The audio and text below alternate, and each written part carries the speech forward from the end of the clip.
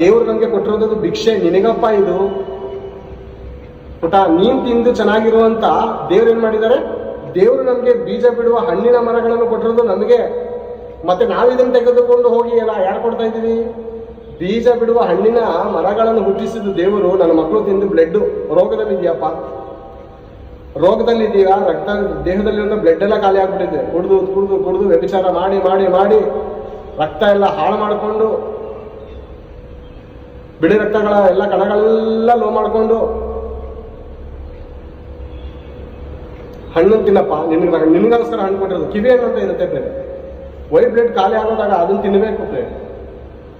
ಪರಂಗಿ ಹಣ್ಣಿನ ಒಂದು ಎಲೆಗಳನ್ನು ಜಜ್ಜಿ ಅಥವಾ ಮಿಕ್ಸಿಲಿ ಹಾಕಿ ರುಬ್ಬಿ ಅದನ್ನು ಕುಡಿಯುವಾಗ ಆ ಬಿಳಿ ಕಣಗಳು ಹೆಚ್ಚಾಗ್ತವೆ. ಇದು ಯಾರಿಗೋಸ್ಕರ? ಇದು ದೇವ್ರಿಗಿದೆಯಾ?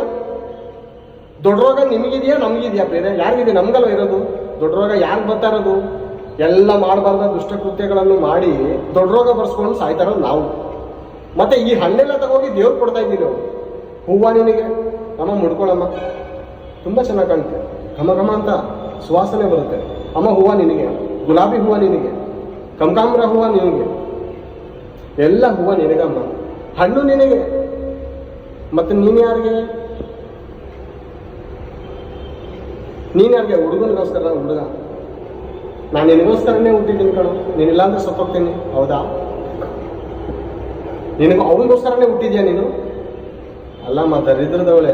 ತಂದೆ ತಾಯಿಗಳು ಎಷ್ಟು ಕಷ್ಟಪಟ್ಟು ನಿನಗೆ ಸ್ಕೂಲು ಕಾಲೇಜ್ಗಳಿಗೆ ನಿನ್ನ ಬಟ್ಟೆ ಅರ್ಧೋಗಿರುವಂಥ ಬಟ್ಟೆ ಇರುವಾಗ ತಂದೆ ತಾಯಿಗಳು ಕಷ್ಟ ಅದನ್ನು ಅವ್ರ ಬೇವರನ್ನು ಅವ್ರ ರಕ್ತವನ್ನು ಸುರಿಸಿ ನಿನಗೆ ಒಳ್ಳೊಳ್ಳೆ ವಸ್ತ್ರಗಳನ್ನು ಕೊಡಿಸಿ ಕಳಿಸಿ ನಿನ್ನ ದೇಹದಲ್ಲಿರುವಂಥ ಆ ಮಾನವನ್ನು ಮುಚ್ಚೋದಕ್ಕೋಸ್ಕರ ಅವರ ಹಗಲು ರಾತ್ರಿ ಕಷ್ಟಪಟ್ಟು ಆ ತಂದೆ ತಾಯಿಗಳು ನಿನಗೆ ವಸ್ತ್ರಗಳನ್ನು ತೊಡಿಸಿ ನಿನ್ನ ಗೌರವವನ್ನು ಕಾಪಾಡಿ ಕಳಿಸುವಂಥ ತಂದೆ ತಾಯಿಗಳ ರಕ್ತದ ಮೇಲೆ ನೀನು ಕಾಲಾಡಿಸ್ತಾ ಇದೆಯಾ?